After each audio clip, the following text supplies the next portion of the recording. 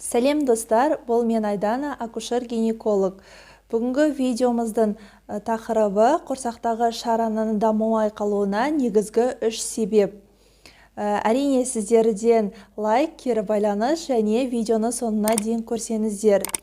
Жалпы медицина тілінде құрсақтағы шараның дамымай қалуын дамымаған жүктілік деп атаймыз.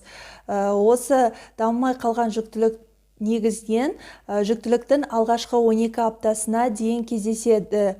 Бірақ қазіргі статистикаға сүйенетін болсақ, жүктіліктің 22 аптасына дейін осы құрсақтағы шараның дамымай қалу белгілері кездесіп жатыр. Және де бұрын тек жасы ұлғайған 35-40 жастан асқан әйелдерде кездесе, қазіргі таңда бұл дерт жас қыз-келіншектерде де белең алуда.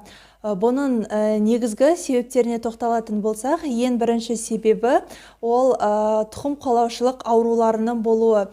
Яғни ерлі-зайыпты ер адамның немесе әйел адамның тұқымында осы тұқым қуалайтын аурулардың болуы, ол құрсақтағы нәрестенің дұрыс дамымауына, дұрыс жетілмеуіне алып келеді. Соның нәтижесінде қандай да бір мүшелерінің, яғни нәрестенің даму сатысында бір программаның дұрыс емес жүзеге асуы нәтижесінде жүктілік ары қарай дамымай, осы жүктіліктің алғашқы апталарында ұрықтың құрсақ ішінде өлуіне алып келуі мүмкін. Сондықтан алғашқы жүкті болмас бұрын міндетті түрде генетик маманның кеңесіне жүгініп, осы тұқым қуалау ауруларының жүктілікке қалай әсер ететінін, оның алдын қалай алуға болатынын міндетті түрде ерлі-зайыптылар бірлесе отырып қаралудан өту қажет.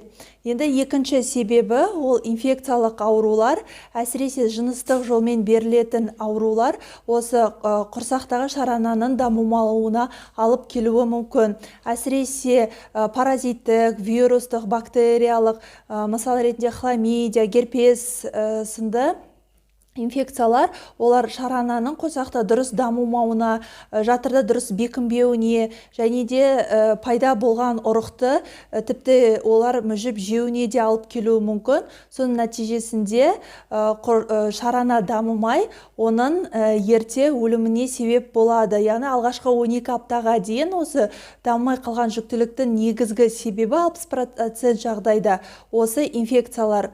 Және де бұл инфекциялар тек қана жыныстық жолмен берілмейді және гигиенаның дұрыс сақталмауы нәтижесінде, мысалға моншаға көп жұрт баратын жерлерде жиі болуы және гигиенаның дұрыс сақталмауы сол инфекцияларды жұқтыруға алып келуі мүмкін. Одан кейін жүктіліктің алғашқы триместрінде, яғни 12 аптаға дейін қандай да бір жұқпалы аурулармен, әсіресе вирустық грипп, ОРВИ, яғни тыныс жолдарының ауруымен ауыру, қызылша, қызамық деген сияқты, паротит, осылардың барлығы құрсақтағы шарананың дұрыс жетілмеуіне және оның дамымай қалуына алып келеді. Енді үшінші негізгі себебі ол гормональдық фонның, яғни гормондардың қызметінің дұрыс болмауы, жатырдағы құрсақтағы нәрестенің дамымауын, яғни жүктіліктің жетілмеуіне алып келуі мүмкін. Мысалға, жүктілік гормоны прогестеронның мөлшерінің әйел адамдарда аз болуы, ол жүктіліктің ары қарай дамымауына алып келеді. Сондықтан міндетті түрде жүкті болмас бұрын жүктілікті жоспарлау қажет. Енді сіздерге беретін кеңесім, жалпы дамымай қалған жүктілікпен түсіктің айырмашылығы, түсік ол қанды бөлініс ретінде, яғни ұрықтың сыртқа шығуы ретінде көрінсе, ал дамымай қалған жүктілік тек қана жүктіліктің белгілерінің төмендеумен, яғни жоғалуымен көрініс беруі мүмкін. Мысалға, таңда жүрегіңіздің айнуы, лоқсу, токсикоз белгілері болатын болса, алғашқы апталарда осы белгілердің азаюы немесе жоғалуымен және де кеуделеріңіздегі сезімталдықтың артуы болады жүктіліктің алғашқы кездерінде. Сол сезімталдықтың төмендеуі және мөлшерінің азаюы, сүт бездерінің жұмсаруы нәтижесінде көрінуі мүмкін.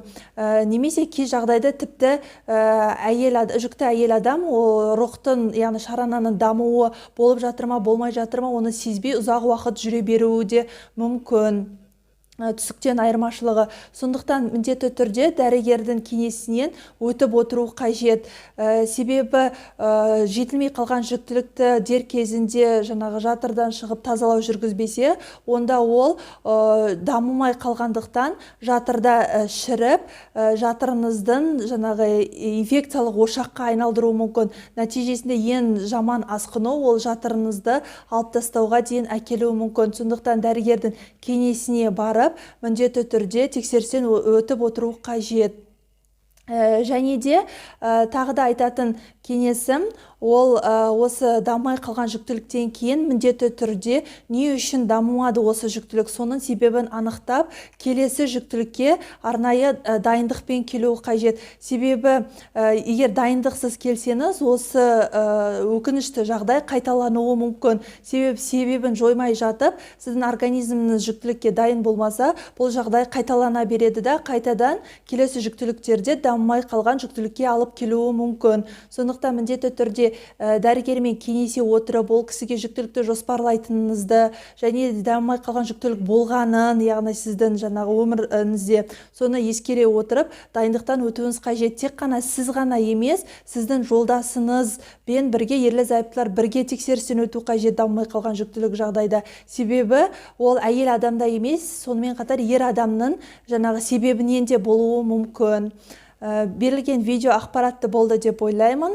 Сіздерден кері байланыс күтемін. Сау болыңыздар.